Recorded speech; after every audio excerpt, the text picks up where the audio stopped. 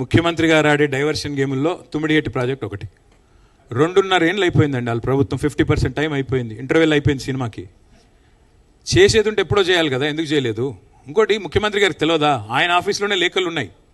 గతంలో దేవేంద్ర ఫడ్నవీస్ గారి కంటే ముందు పృథ్వీరాజ్ సింగ్ చౌహాన్ అని ఒక ఆయన ముఖ్యమంత్రి ఉండేది ఆ మహారాష్ట్రకి, కాంగ్రెస్ ముఖ్యమంత్రి. ఇక్కడ కిరణ్ కుమార్ రెడ్డి గారు ముఖ్యమంత్రిగా ఉన్నారు అప్పుడు 2013 ప్రాంతంలో. కాంగ్రెస్ పార్టీ ఢిల్లీలో కూడా అధికారంలో ఉంది యూపీఏ రూపంలో.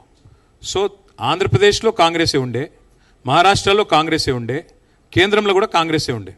ఆ రోజే తుమ్మిడిహెట్టి గురించి పృథ్వీరాజ్ సింగ్ చౌహాన్ గారు ఉత్తరం రాసినారు. మేము ఏ పరిస్థితుల్లో కూడా 152 మీటర్లకు ఒప్పుకోము, ఏ పరిస్థితుల్లో కూడా ఒప్పుకోము, ఇప్పటిదాకా మీరు పెట్టిన ప్రతి రూపాయి ఖర్చు కూడా నిష్ఫలం అవుతుంది, ఇన్ఫ్రక్షియస్ ఎక్స్పెండిచర్ అవుతుందని చెప్పి కాంగ్రెస్ ముఖ్యమంత్రి ఉత్తరం రాసిండు.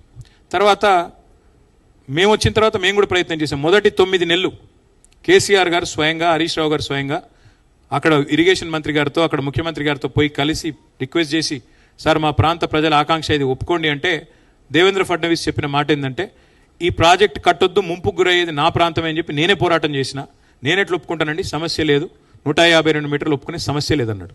ఇదంతా రేవంత్ రెడ్డికి తెలుసు, తెలియక కాదు. ఇప్పుడు ఏంది డ్రామా? తుమ్మిడిహెట్టిని ఆయన కట్టినట్టు ఎవరన్నా నాకు తెలియక అడుగుతా, పక్క రాష్ట్ర ముఖ్యమంత్రి అపాయింట్మెంట్ ఇవ్వడండి అని అడిగితే, అడిగే పద్ధతులు అడగాలి. నువ్వేదో ఉత్తరం రాసినా కాదు కదా, నువ్వు పోయి అడుగు, కలువు. ఒక్కటి మాత్రం పక్కా బ్రదర్, రేవంత్ రెడ్డి చేసే ఏ పనిలో చిత్తశుద్ధి ఉండదు. కేవలం డ్రామా, డైవర్షన్ తప్ప ఏది ఉండదు. డ్రామా, డైవర్షన్, డిస్ట్రక్షన్, ఇది మాత్రమే ఆయనకు తెలుసు. తుమ్మిడిహట్టి ప్రాజెక్ట్ నిజంగా కట్టాలన్న చిత్తశుద్ధి ఉంటే పోయి ధర్నా చేయి, బాంబేలో కూర్చో, ఆయన ఇంటి ముంగట ధర్నా చేయి, నిరాహార దీక్ష చేయి, కథలకు ఎవరొద్దన్నారు నిన్ను?